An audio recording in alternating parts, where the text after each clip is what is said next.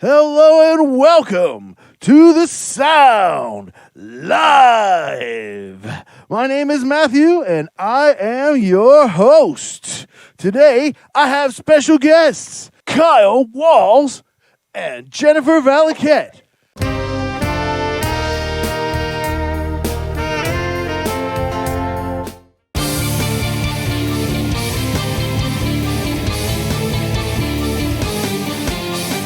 And hopefully, Evelyn Holland will be joining soon. I really appreciate everyone for being here today. Thank you so much. You are a saxophone player and flute player. Why don't you tell everybody what you're up to these days? I'm good. I'm actually doing some. I've been doing some covers on YouTube and having fun. Cool. Yeah, I did the song "That's All" by Frank Sinatra yesterday, so that was fun. Well, and I'm just enjoying doing YouTube. It's great. All right, and Kyle Walls, where are you at today? You on location today? It seems like. Yeah, location outside of Naples, Florida. Cool. No way. Yeah. That's so cool. I'm from Fort Myers originally, so. Oh, cool. Well, not originally, but like I'm from Connecticut, and then I moved to Fort Myers, so it's a whole thing. Close enough. We understand. Yeah, that's awesome. Right on. So I heard you had a Florida gig, man. That's cool. Tell me about it. Yeah, set up an acoustic only gig. So I got down here and rented an acoustic guitar. I brought a tambourine, and it was weird going through security with a tambourine and stuff, but the security checked some CDs I brought because I brought some merch just in case. But yeah, played last Thursday outside. It was like 1,000,000 degrees, so I lost 20 pounds sweating. And finally, popping in just a little bit late, but just in time, we have the always awesome Evelyn Holland. Evelyn is a singer-songwriter. Why don't you just really briefly, Eve, tell us what you've been up to in the last couple of days or this week? I mean, I actually did put together a new tune. Cool. Still no lyrics. I think that's gonna be something I'm gonna have to like sit down for a week or so and just go through all the songs and write it out, because it's not really coming. But I'm fine. I'm definitely fine along the set of songs I'm gonna release. Cool. Kyle, why don't you introduce your pick for us all? Okay, so this is Too Many Zoos, and I'm pretty sure it's around 4-ish years ago, something like that, in my ASCAP news feed. It was something to the effect of, can you do this and still play saxophone at the same time, or any other instrument? And they're buskers in New York City, even though he plays around the world now. He's done, if you like this video, Matthew, there's one of a solo where he's playing, I think somewhere in Canada. I'll have to look up to get the specifics.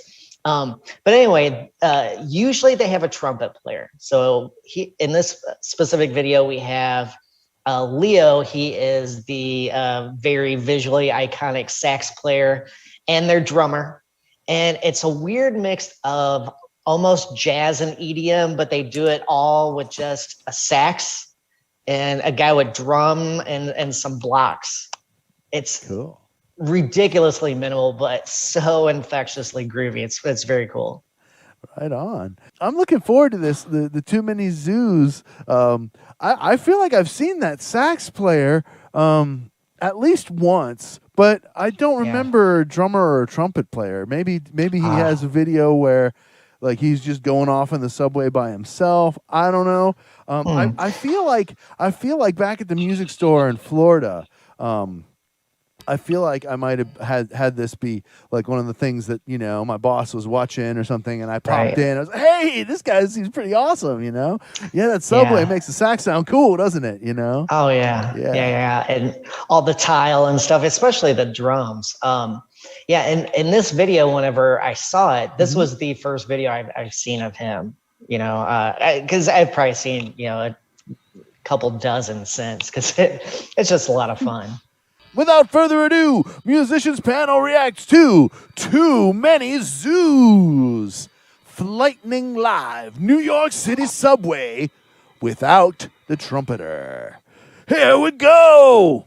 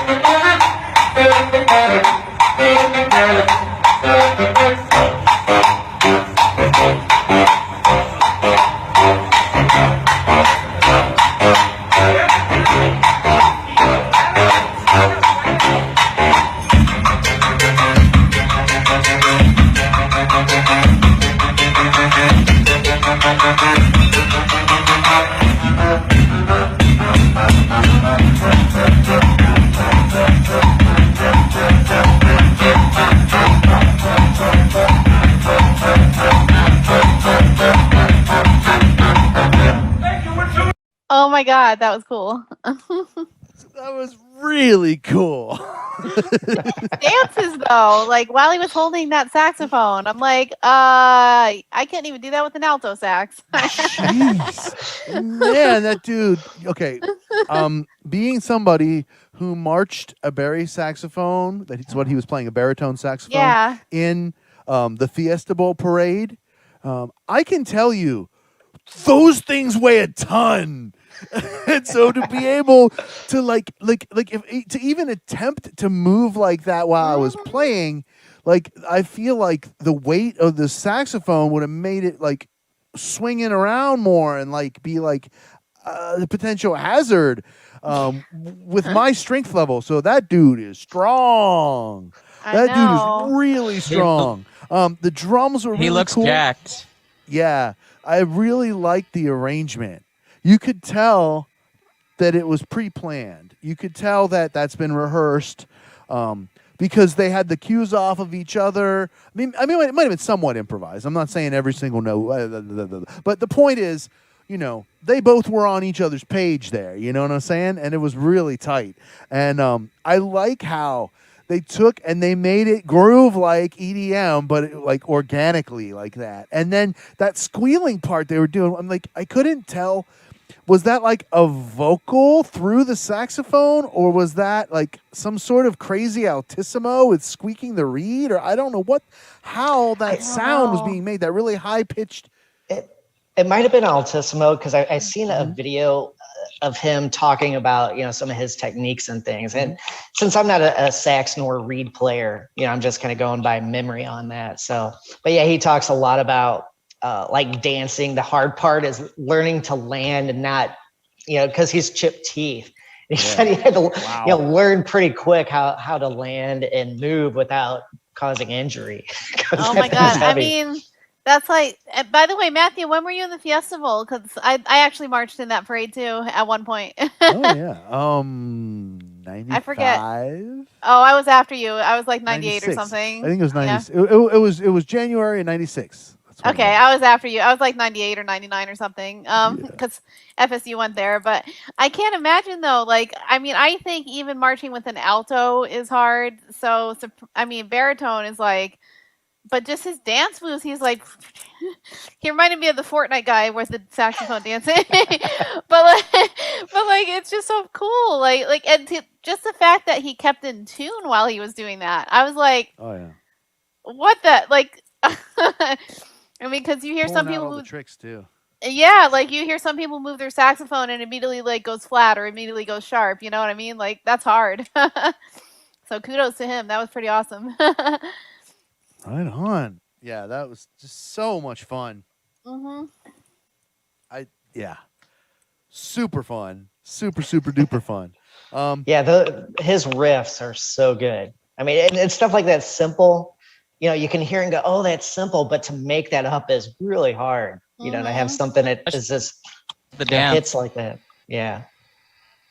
I mean, like difficulty aside, it was just good. You know what I mean? Like, and I'm not, yes, the difficulty level was there, probably more so for the sax player than for the drummer. No offense to the drummer was really good, and he didn't need to do any more than he did. So actually, like, more notes and flash on the drums probably would have taken away from the overall ambiance of it. So it was pretty close to perfection.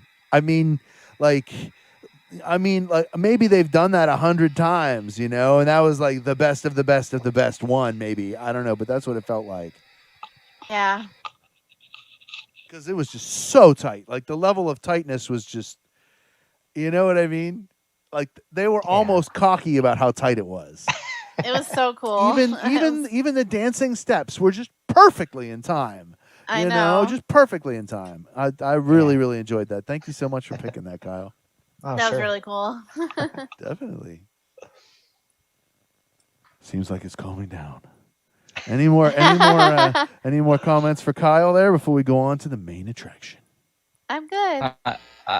I was gonna say, yeah, no, I remember seeing that on, I think it was Facebook a couple of years ago. I don't think they posted the whole video, but yeah, no, that's hello. Thank that you was for cool. Subscribing. It was cool. So shout out to my new subscriber. Go to MatthewsMusicLessonStudio.com and just check it out. Like, I mean, you know, even if you don't want to, like, you know, immediately give money or whatever for lessons, at least check it out, right? You can see what's there and you can see my rates and all that great stuff, my availability, and who knows, maybe you'll decide to actually book a time. You don't even have to talk to me. You can just like click and just do it right then and there. MatthewsMusicLessonStudio.com. And remember, you get to record those lessons. They're for you. So, you know, I enable you to record on Zoom and then you just take it and you keep it, right? And so then you can retake that lesson. Think about that. It's your personal customized lesson. And then, you know, you go over it and over it and over and over it as many times as you want forever. It's yours. You paid for it. You get to keep it at MatthewsMusicLessonStudio.com. I told you all about supporting the channel at Patreon, Buy Me a Coffee, Venmo, and, of course, LiberaPay, the awesome nonprofit. So please make sure you check all that out. For Patreon, like I say, there's a brand new exclusive patron-only video every week. Every week.